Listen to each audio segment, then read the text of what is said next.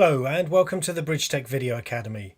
In this video we'll be looking at VBC Sites. Sites are an organisational tool and help you make sense of a large monitoring system. After login you see the login page. Your login page will look different to ours, but the overall layout is the same. At the top you can see license information and the logged in username. At the bottom you can see an area that lists previous logins.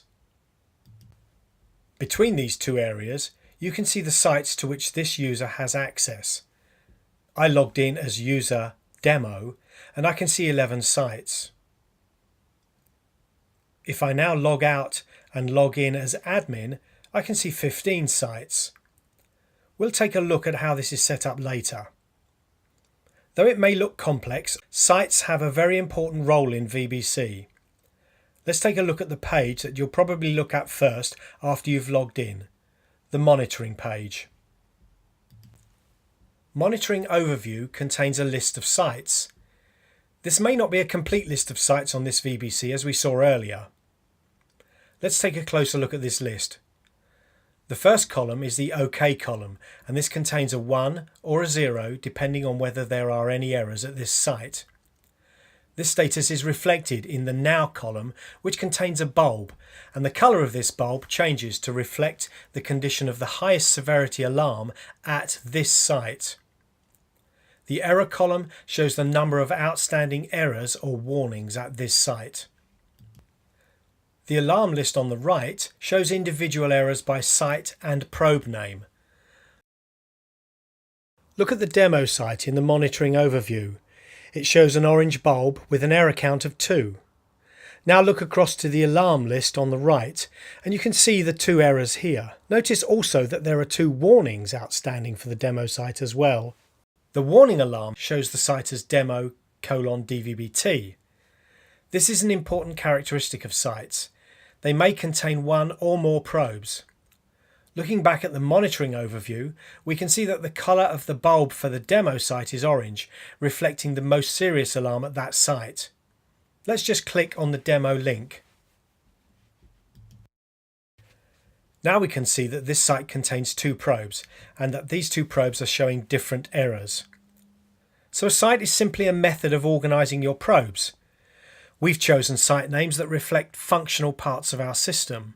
They could just as easily be organised into geographical locations. The site name is simply a label. Let's look at another site. The head-end core site has just 1 probe. Let's see how sites are set up. Click on Site Setup. As an administrative user, I can see all the sites on this VBC. It's simply a case of typing a name and adding a description. It appears at the bottom of the list. I can edit any site or I can delete existing sites. Now I have a new site, I can add probes to it. The simplest way is to use auto discovery. Let's look at the equipment page on a different VBC. Here you can see listed all of the probes currently configured.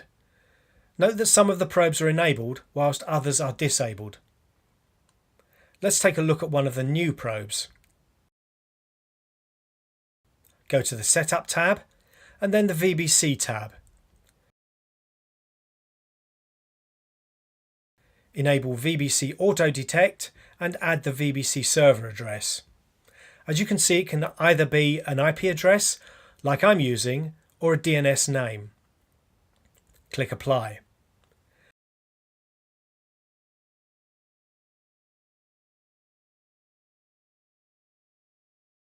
Going back to the VBC, we can see that this probe has been auto-detected and appears at the bottom of the list. Instead of a site name, it displays auto-detected. I've shortened this process slightly as it usually takes about a minute.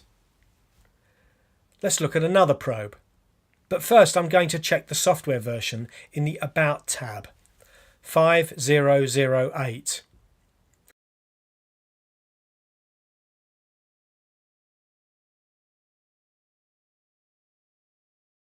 Auto enable as with the first probe and go back to the VBC. Now you can see the first probe software version has been read and is now displayed. And the second probe has also been detected and its software version read. Going back to the main demonstration VBC equipment page, I'll add a device manually. Click Add New Device. Enter its IP address and name. Leave the HTTP port as 80. Select a site to assign it to and the probe type. If you've selected a custom probe type, you'll need the URL of the device. Enable the probe for use. Click Apply Changes. I'll add 2 more probes to the same training site. Note that simply clicking Add New Device and nothing else will add a new device with no parameters.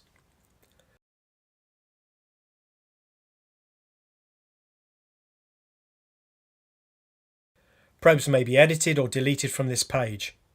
The equipment page is a very useful inventory of all your system probes and their current states. As well as organising your probes and the alarms they produce, Sites also has another useful function. VBC has a network diagram option, and this enables alarms to be mapped onto SVG type graphics. These can be maps, system diagrams, or any other type of graphic. Errors that occur in a specific site can be visualized in the network diagram. If we now take a look at the user setup page, you can see the left column shows all the current users and the number of sites to which they have access. Adding a new user is as simple as typing the name, password, selecting group and other privileges, and then selecting the sites for this user.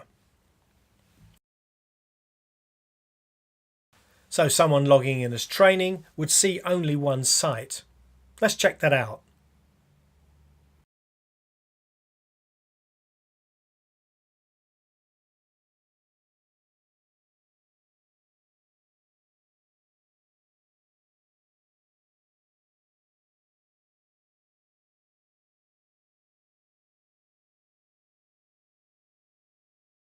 User training can only see the training site and the probes within that site.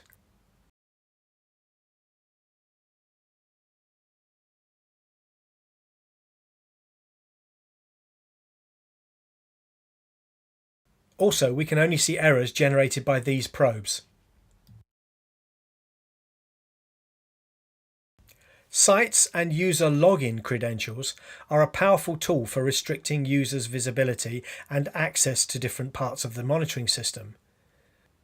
For example, engineers working in the north of Norway may only be able to see a subset of probes confined to this geographical location.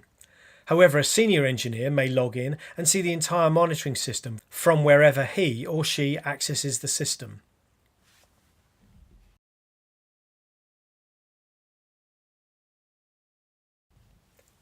There may be any number of sites. Sites can have any name you like. Sites can contain one or more probes. Depending upon user privileges, one or more sites may or may not be visible. Sites help to organize probes and their alarms.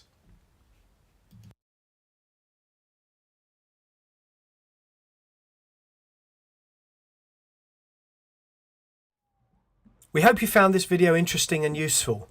Be sure to check out the others in the series. If you've got any ideas for videos you'd like to see, email us with your suggestion. Bridge Technologies offers a full 2-day technical training course covering all aspects of probe and VBC operation, as well as a theoretical background.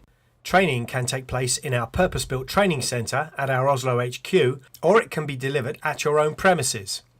If you want to contact us, visit our website or email us at training@bridgetech.tv.